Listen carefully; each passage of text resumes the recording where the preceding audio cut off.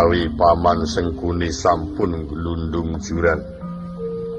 Lajeng wekdal menika saged dipun temtoaken yen sampun sirna margalayu menapa dereng.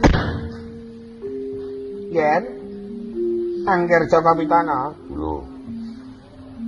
Wekdal menika Adi Sengkuni sampun pecah. Kula suwun lilanipun supados kula ingkang lajeng dipun wisuda dados patih.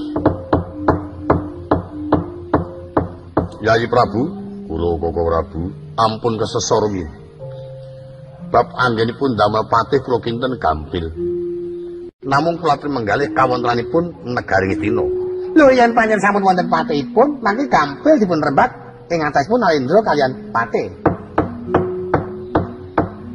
Kula dipun tetepaken dados patih. Lajeng anak Prabu menggalih anggenipun mejahi Udawa. Udawa bisa tekaning patih banjur menggayaken suasana negari Ngastina inggih amrih tata tentrem sak dangunipun. Nanging yen dereng wonten patih, komplang ya, komplang. Kamplung, anu komplang.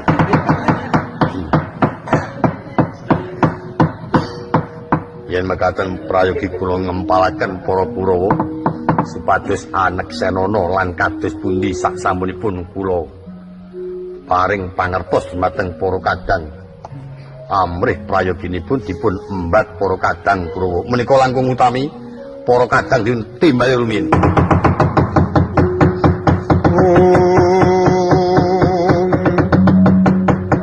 Mulajeng nata Duryudana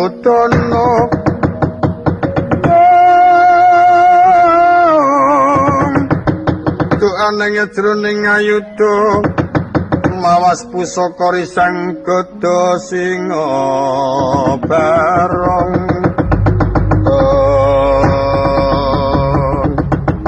cinarita dereng ngantos watawis dangu ngenya imbal wecana kang minggas tinggil binatur kena patih Sengkuni raman kraton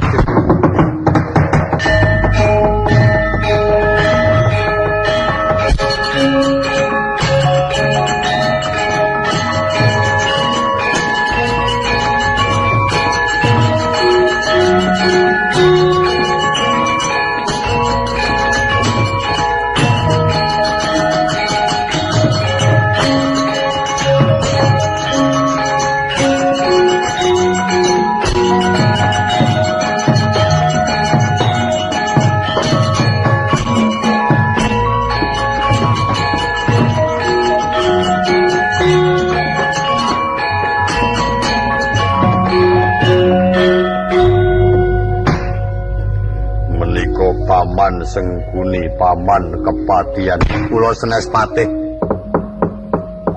wong umum Trigantal Pati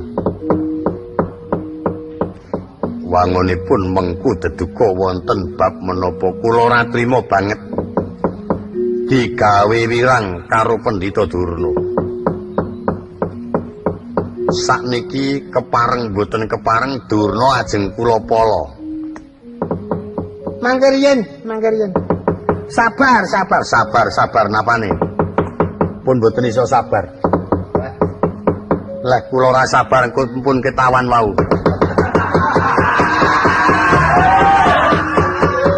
Kula ora iso mala sampean wilangi jagat. Anten rembug amrih becik pripun? Nek pancen sampean njaluk tulung karo Prabu Jaka Pitana kon medhun saka dampar tak tandingane Jaka Pitana. Wis kebacut kaya ngene. Mundur ajur maju tatu.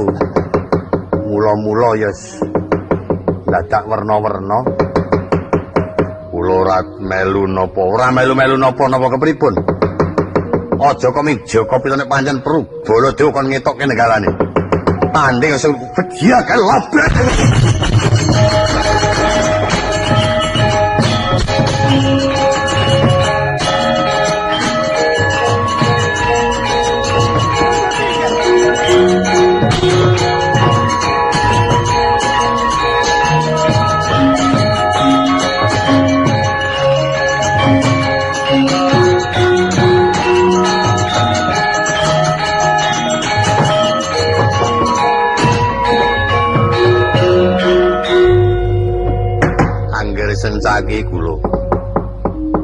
sampun nantang Suyudana mboten wani.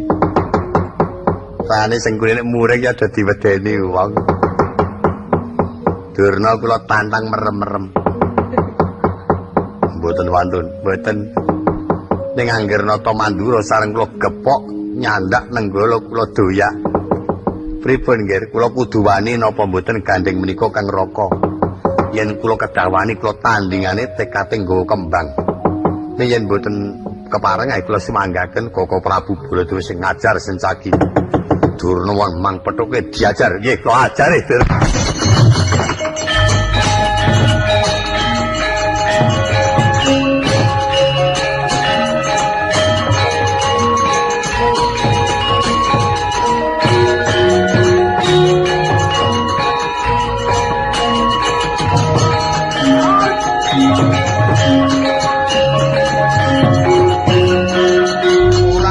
Jebul paman Sengkuni sing ngetutke Sencaki. Iya.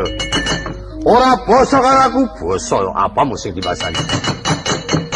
Koko Prabu Railing mula bukane. Ora ngrumangsani mbiyen sing momong bapakne Udawa. Tekan tundhone Udawa nandhang cinta ora gelem belani Udawa. Malah Udawa disiksa maratuwane doyak-oyak nganti kecegur jurang. Aku ora rumangsa Paman Sengkuni ora tak oyak pancen Paman Sengkuni sing kurang tanggap impal Surasa bukan rewel. Koko Prabu saiki godho si kuning tampan ono. Pusaka nenggala tampane genti milang tadi. Aduh mati aku. Aduh mati aku. Ojo koyo tadi.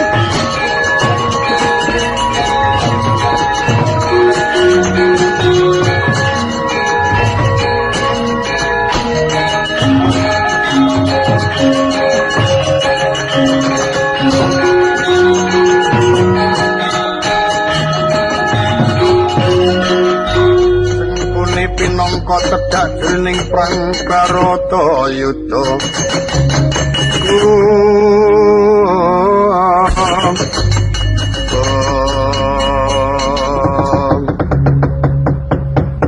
Kakang Durna, pripun cicune? Pun saniki jen-jen kalih kula. Kula niki janjane kalih sampeyan niku ra sedulur apik. Mbok nggih ora sah pasulayan, Jur. Dirembuk sing apik-apik. Esprek prarep. Sengkuni kok le sadis. Ora kena dicasi presa sing werna-werna. Ayo genti milang tatu. Cek mono pira cek kono pira ayo diwilang. Milang tatu kok nyeduk etung-etungan. Sampeyan gawe wirange Sengkuni utang wirang nyaur wirang utang loro nyaur loro. Nek ngono Sengkuni kepiye? Nek ngono lakon tak tibane wisaku mloso alamu. Wes samber pecah sih.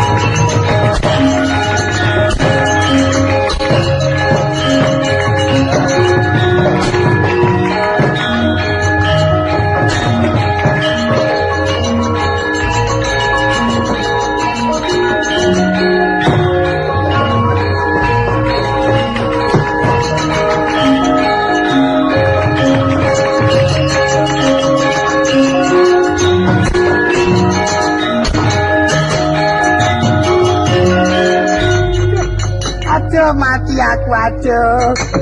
Ati Sengkuni kok tandang kok sikatan nyamber walang. Belajar gelut ki angel. Aku malah ngantemi awakku dhewe. Aduh, dituwi. Jo mati aku sesuk arep sinau karo Angger Gatut kacan. Mumpung iso nyekel yo takon wis undet. Kok diunter kok angel ora. Aduh, aku aja doteng-oteng aja. Ya. Aku nyokap. Kejepit sing ngomong. Marah kena dicopot. Ya aja. Nyokot ning keriye. Kula ampun Mang Permasa. Tak jur-jur.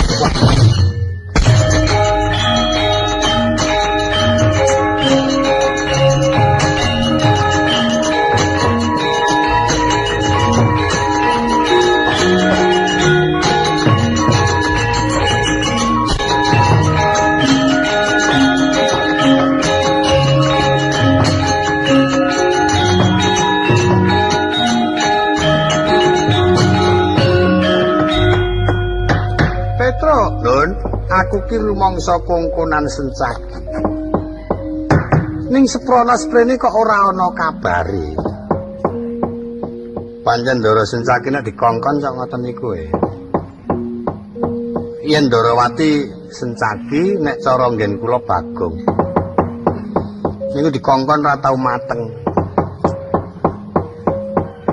Dikongkon disangoni ya utang sangu wong. Ngone omong-omong. Ayo ngelek-elek sing nyangoni to ora wis. Kowe kena disangoni kok aku nyilih ditene tak nggone sang aku dikongkon karo Kang Petruk urung disangoni. Arep buka ora wani le muni ngono ya jenenge. Wong sing Bagong ya ora Petruk ki ora iso nyimpen rahasia. Karang aku karo Atilik, mongko Tilik sedulur kowe iki nggawa oleh-oleh barang. Kaya aku nukokke sepatu anakku kaya. Kok dengaran kok eling nyandangi anak. Tak jajal. Wah. Sepatune anake kok dijajal. Kelingan dhe aku sih dadi perjurit. Omong-omongan ora memang urung adus. Ngisen-isenake. Dek kapan tau mambu banyu? Lajane rikala semanten pun utus teng pundi Ndara Sencaki. Takon mbuktekke Kakang Udawa nang kepatihan Ploso Jenar, banjur diboyong nang Widara Kandang terus tak boyong ana negara Ngamarta. Niatku ning Sencaki mau ora bali-bali, mongko tak gawani kembang Wijaya Kesuma karo kampuh semen lungit. Dereng wonten kabare durung ana. Mongko negara itu tak goleki tak ubengi kok ya ora ana. Wah wis genanek. Mampir iki. Sencaki cok selewengan kok ngono kuwi. Nyemelangi tak pikir-pikir kok. Gak disangoni oke. Ora tak sangoni, wis mesti golek utangan iki. Ya ora, Gong. Kaya kowe. Lho, lha iki kok Prabu Baladewa kok mlayu-mlayu. Wae lah malah dioyak-oyak Sencaki. Waduh, ya iki kok njaluk kayu nyai.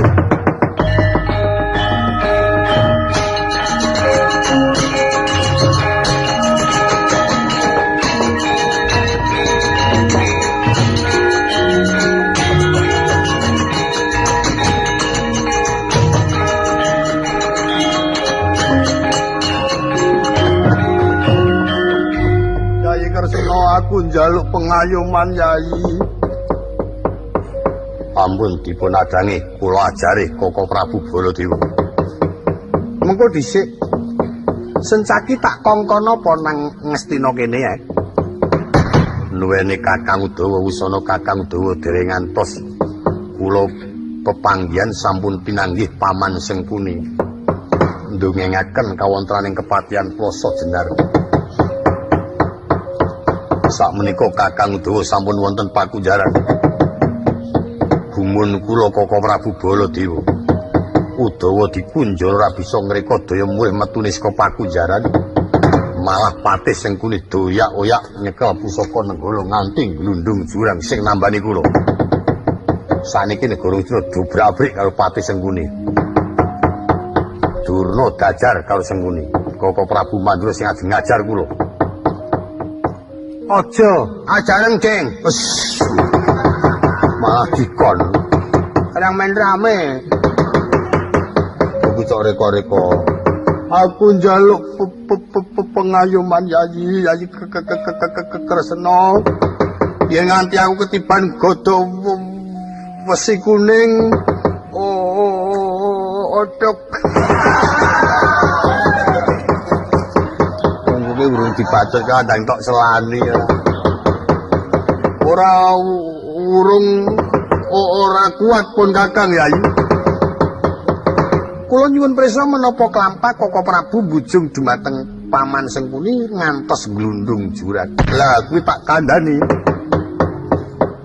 Jane Paman Sengkuni arep tak caosiatur supaya sowan ana negara Ngamarta ngabari yen Kakang Udawa kuwi kedhi lebokke pakunjaran.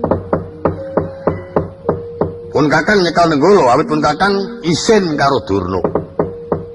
Yen Nenggala ora tak cekel dianggep aku mbilani marang Kakang Udawa. Yen Kakang Udawa tak bilani aku melu dikunjara. Mula sejatine bakal tak kandhani Paman Sengkuni Wusana malah mlayu glundung jurang banjur sing tak kandhani Mbak Ayu Antiwati tak kon sowan nang Ngamarta. Wis tekan kono apa durung? Sampun. Lah ya kuwi aku sing ngakon. Oh inggih menika pancen nyebataken yen ingkang utusan Koko Prabu lagi niki becik. Wong arep ngandhani kok nyekel Nenggala. Bener, Ding. Nang ngandhani kudune ora nggawa Nenggala. Langsung. Nang kene arep ngandhani kene dicekel ayo. Sing dikandhani ayo gila kaya. Sing kene iki yo Nenggala ngono. lah iya Nenggala ki nang ngendi to? Nang epa-epa rak nang kene tegese iki. Nek dirungokke wong darani saru. Wong kok jane ora. Karepe iki ora ning mangkelke le ngomong. Ayo gila kok. Agak diatung-atungi kepelange. Wis wedi nyekel Nenggala, bener, Ding. Gandeng wetu iki Koko Prabu sing nglenggana kaya mengkono sencaki ora perlu kok bacutake nggonmu murka. Yen sencaki bakal tegel marang Koko Prabu aku sing ora trima. Ayo njaluk ngapura. Nyuwun pangapunten Koko Prabu. Wis ora apa-apa arep njaluk ngapura kok wis kebacut ngoyak-oyak. Ya pun Kakang ya njaluk ngapura merga pun Kakang bujung Paman Sengkuni mah pengiranipun Kakang tumeka pati jebul jek urip. Menika kula ingkang nyaosi Srana Amrih Mulya Jati Tok tambani. iki. Lah kampungku saiki nang endi? Dipun agem Paman Sengkuni. Kakembangi Dipun agem Paman Sengkuni lajeng ngamuk. wah kowe iki ya wong edan. Disili kampo ya disile-sileke kembang bakal diasta dhewe ya madi caoske Paman Sengkuni. Mulane menangan lah wong cunduk kembang. Aku cunduk kembang kok tetep kalang ya.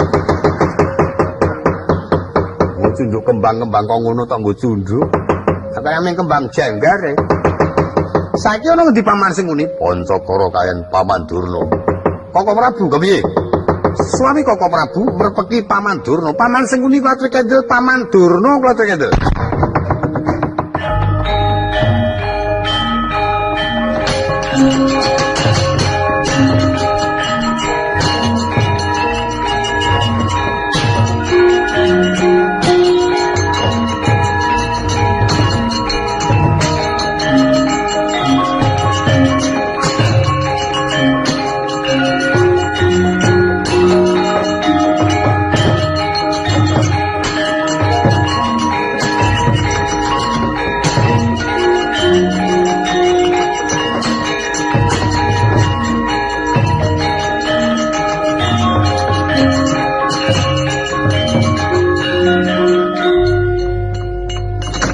Kendel rumiyin Paman. Inggih nggih, ampun dipunadangi Durna badhe kula jur-jur. Kula nyuwun pengayoman, Nger. Mangke rumiyin, mangke rumiyin.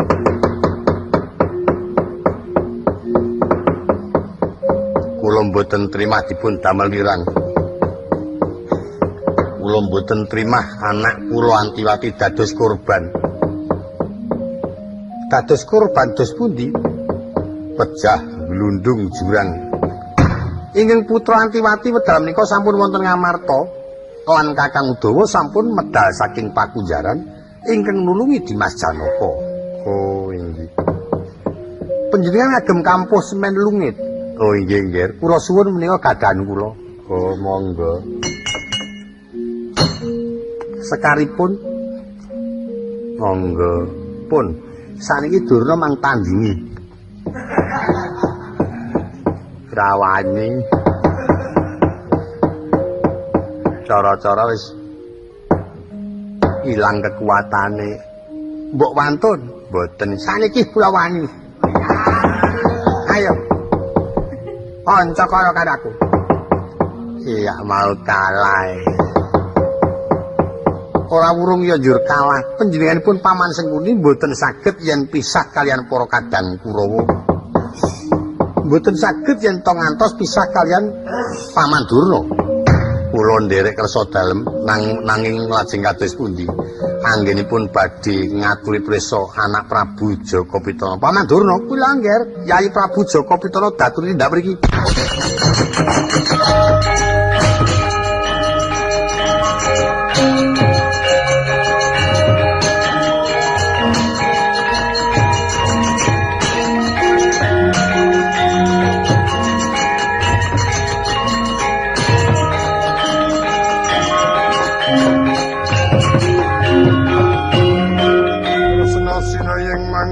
mangruk mining cakranira Om kumiteraning astati wikramanira katon Om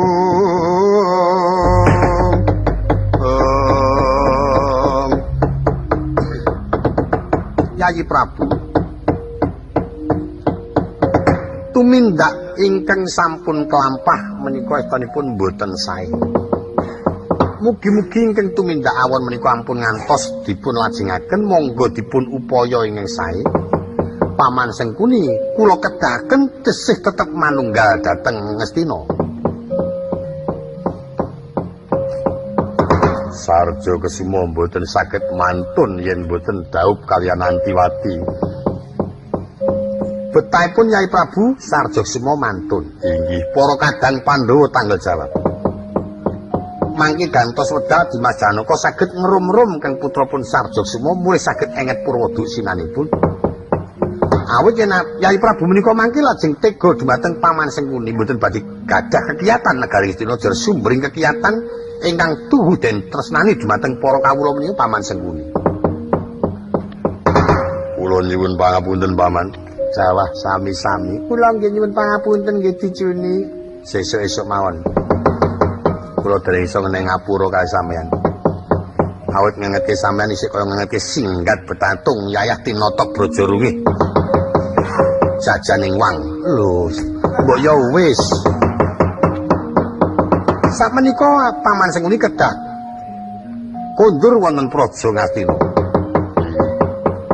Namung kemawon bab mulyanipun ing putra Sarjasima Kaka Prabu ing kedah tanggal jawab kula tanggal jawab.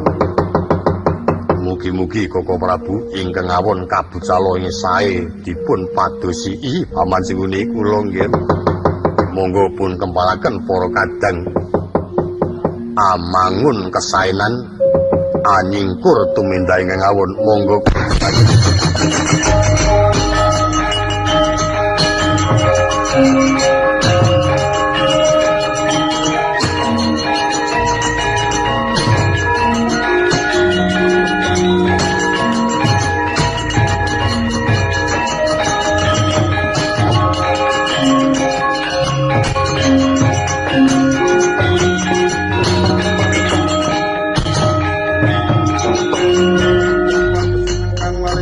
Malaikat kutik wong Simbaraja.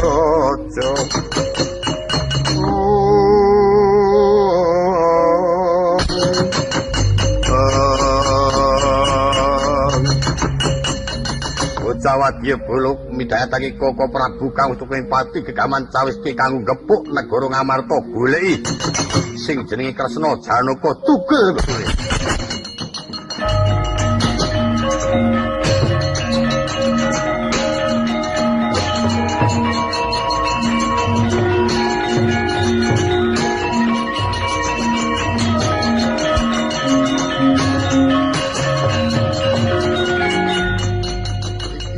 Doro iya dasarnya. Ayo ngendi Kresna karo Janaka bakal tak tugel kene. Ora sak Kresna kakangku sikilku tampani mati siar.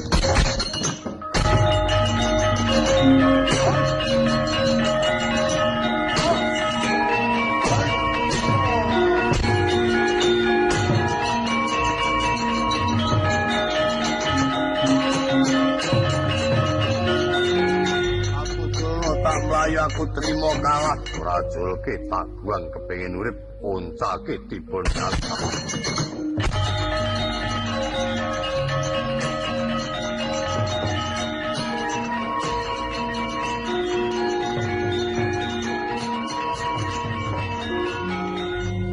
Dimas Werkudara Gandeng wis bisa tata titi tentrem ayo Kakang Udawa diboyong ana kraton Ngamarta.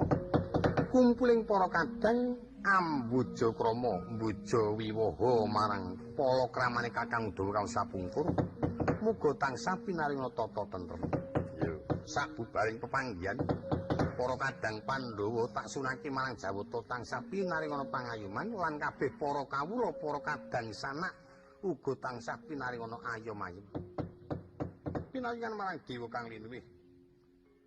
Besok akhir tembe bisa ijo riyu-riyu nganti tekan turun maturun ya tak derake Kresna kakangku.